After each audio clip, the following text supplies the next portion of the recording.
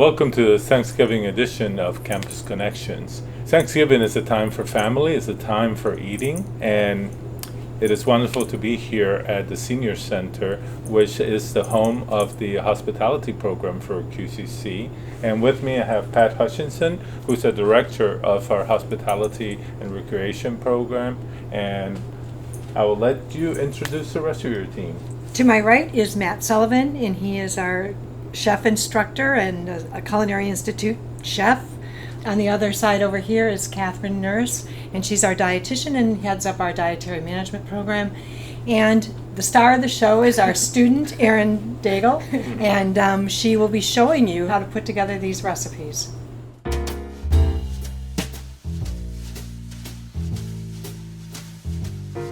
What is it that we're making today? A maple syrup pie. Wow, that sounds delicious. What goes into a maple syrup pie besides maple? We have walnuts, salt, butter, flour, vanilla, maple syrup, brown sugar, and eggs. So we're gonna start by beating the 3 eggs just slightly. Erin, I think one of the great things about this particular pie is how much it incorporates a local favorite ingredient in the maple syrup. And I know you haven't added that yet, but I do think it's something that we can highlight from the local aspect of this dish. I agree. So then we're gonna add pretty much all the ingredients into a bowl.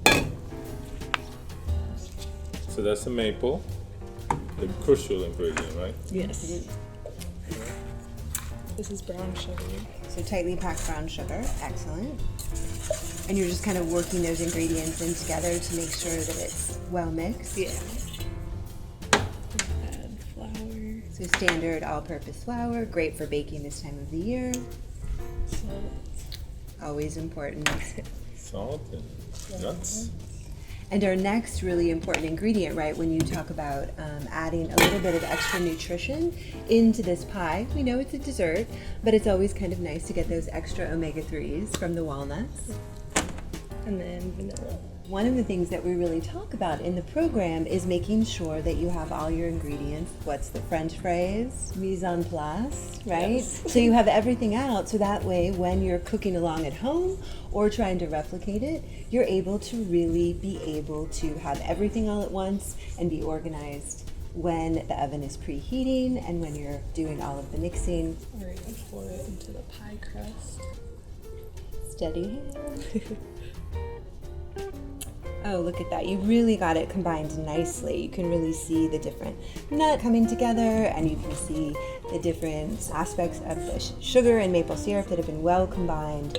So easy peasy, and some great nutrition in there too. What's next, Erin? So then we're gonna bake it.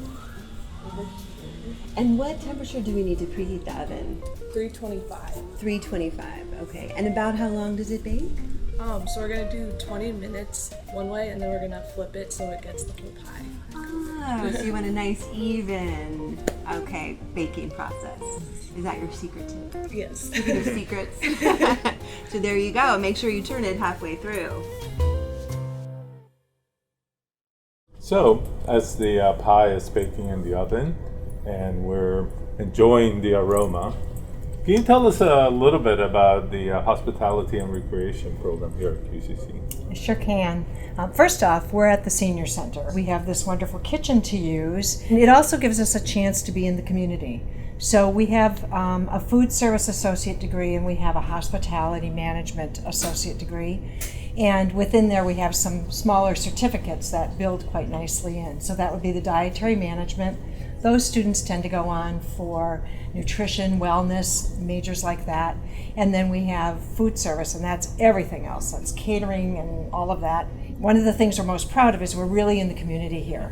And so we subsidize the variety of foods that the elders can get through the nutrition program, the USDA program. We're able to do fundraising and a lot of different catering events. And we're really contributing on behalf of Quinsigamond Community College to the food security. We work with our food pantry. We really contribute to the mission of the school to be in the community. And then finally, we do have a hospitality program, hospitality track. So We can get a variety of experience. We have a lot of partners here in the area.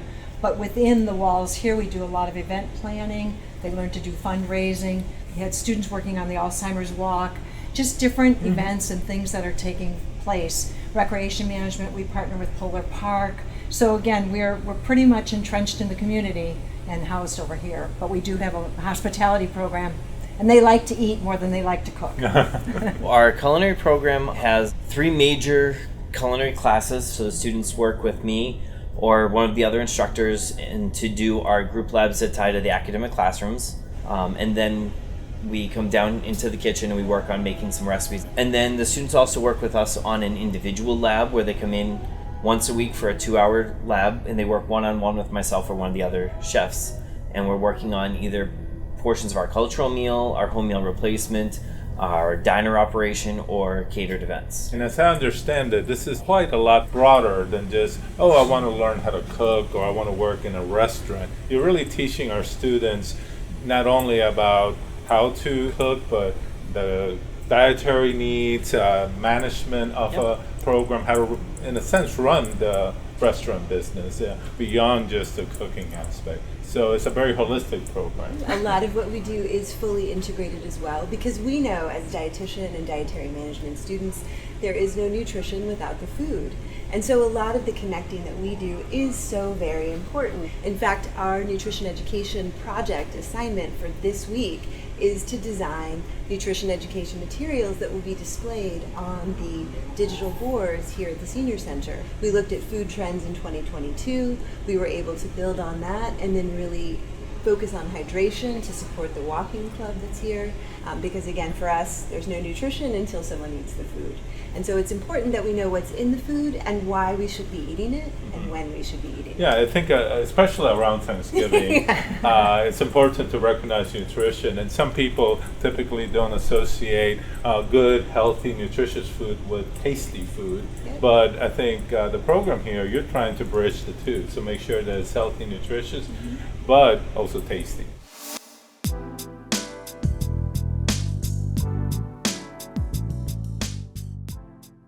So we're going to be making a seasonal trail mix with walnuts, pumpkin seeds, almonds, and then a few spices as well. And then maple syrup too. Sounds delicious and nutritious. All of those great. Again, another nod to the nuts, really giving us some additional omega-3s, additional antioxidants, some healthy fats, and some protein too. So great for the trails on a beautiful day like it has been today. So we're adding cinnamon, nutmeg, and then cloves, and then the maple syrup. So that really gives that fall flavor profile. You can just pop And more it in. maple syrup, huh? Yes. So really being able to mix it well is important so that in fact all of the syrup and all of the spices are really worked around, correct? Yes. Okay. And we're just going to spread it evenly. Thank you. Of course. So you want to spread it evenly because it's going in the oven for About 4 minutes. about 4 minutes, okay. No, it doesn't take that long, does it?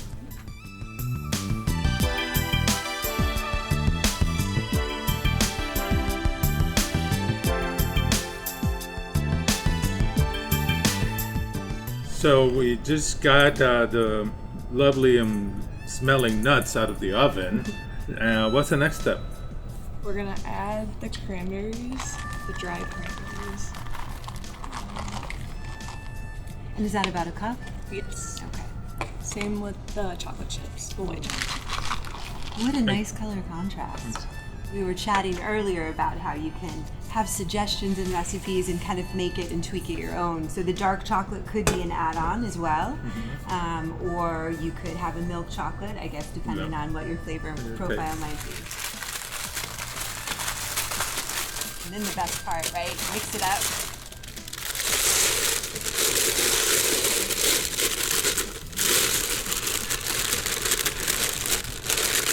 Who says you don't get to play with your food, right? Give it a good mix, right? Yeah. And Erin, it's important to make sure that the nuts are cool enough after they come out of the oven, correct? Yeah. Because you want to make sure the chocolate chips actually remain a chip and not a block. Right. Oh, yeah. Oh, that looks wonderful. Can't wait to taste it. Me too.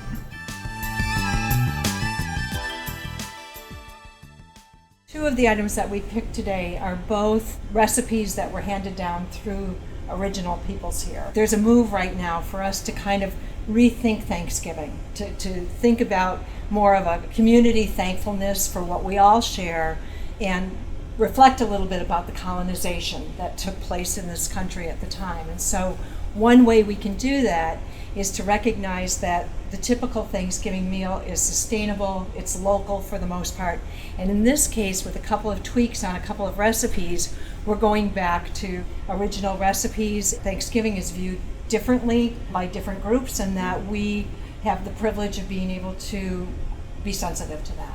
So if somebody at the college, for instance, wanted to learn more about cooking, do we have certificates that they could take part of? We do, yes, we do. So we have certificates, and we're starting now in our non-credit part of our programming with some badges. We do almost half or more of our training with displaced populations. We work with employment options at their mental health clubhouses.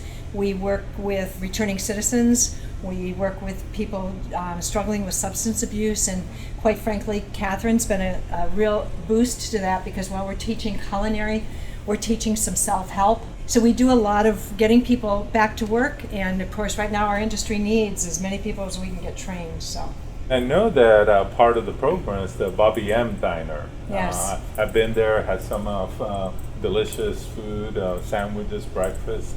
So Bobby M was a real person, and as they were building this center, he had concerns that he really just wanted to come and play cards with his buddies and be able to get something to eat. He didn't want to have to sign up in advance and go through all of that.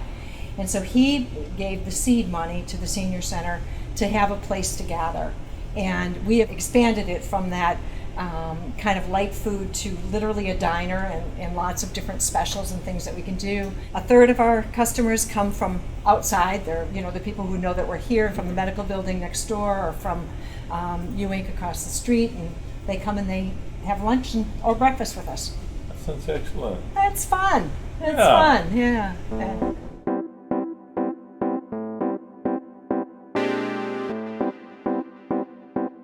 So since we have a little bit more time while the pie is baking, we figure we'd learn a couple other quick recipes that you can make that help the people enjoy Thanksgiving or the holiday season a little bit more. Can you tell me a little bit about what we're making now? Yeah, so we're making a cranberry sauce right now out of cranberries, rose hips, maple syrup, and water. And these ingredients were really selected because of their relationship to what, Erin? The local cranberries and the season. We heard Pat mention before about kind of reclaiming what this holiday really means. And so one of the ways in which we can do it is through the different recipes that we select. And so as we look at the 4 simple ingredients, we look at this traditional recipe called Wojape. And this is something that we're excited to celebrate, the simplicity of the nod to the land as we give thanks for this kind of a recipe. So we're just waiting for the water to boil right now, and then we'll just be adding the 3 ingredients. So if we wash the water, will it boil faster? No, I wish. So now that the water is boiling, what's the next steps? Alright, we're gonna add the cranberries. And these are fresh cranberries, right, Erin? Yes. Okay. Does it matter if you use fresh or frozen, or? It doesn't matter, it's probably better with fresh. And then we're gonna add the rose hips.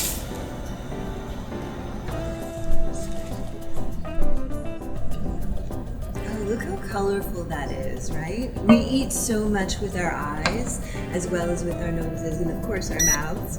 So it's great to see this wonderful seasonal color being embraced in the dish.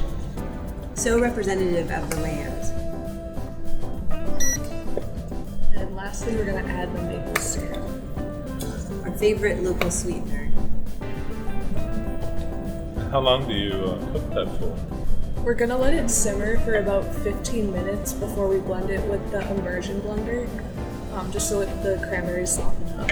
And what I love so much about this particular dish is the fact that the cranberries, a local superfood, right, in terms of it being a local fruit, but then also a high source of fiber, a great source of antioxidants, anti-inflammatory markers. This is really important when we think about the upcoming season, right, called cold and flu. And so being able to really strengthen our immune system is a nice feature of this traditional dish. Additionally, right, we know that the rose hips that were added into this, also local, and a really good representation of polyphenols, which also adds in health benefits with immune system function.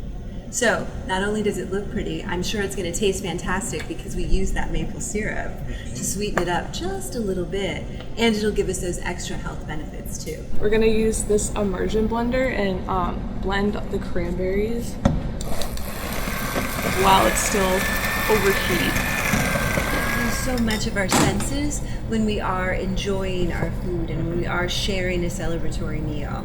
So it's the anticipation that our nose lets us know is coming to our mouth and to our bellies. No, part of like what makes like Christmas Eve, which is the Cuban tradition, memorable for me, is the smell of the roasting pork, the plantain thing fried, the rice cooking, you know, and even the sounds of the kitchen, and the chatter and all that. That's what makes the holidays. The food, eventually, yeah, you enjoy it, but it's just everything that it's that goes into it. preparation. Yes. It should be about done. It's just gonna simmer for a little while and then we're gonna let it cool. Great. How long do you let it cool? Until it gets to room temperature, and then you move it to the fridge just to get your desired temperature for eating. So if you like to eat cranberry sauce on the warmer side, then. So again, a real appreciation for the individual preferences and being able to honor your own traditions and preferences as you enjoy this particular dish.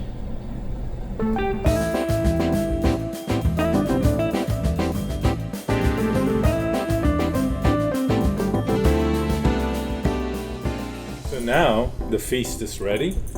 Pie is out of the oven. We have our trail mix and we have our cranberry sauce. And this is the favorite part. We get to try it. I hope that you get to make some of these recipes at home and get to experience the taste and the smells of this wonderful meal. And I hope that everyone enjoys their holiday season with loved ones and that you cherish each other. Enjoy the food, enjoy the ambience, and have a happy holiday. Happy Thanksgiving.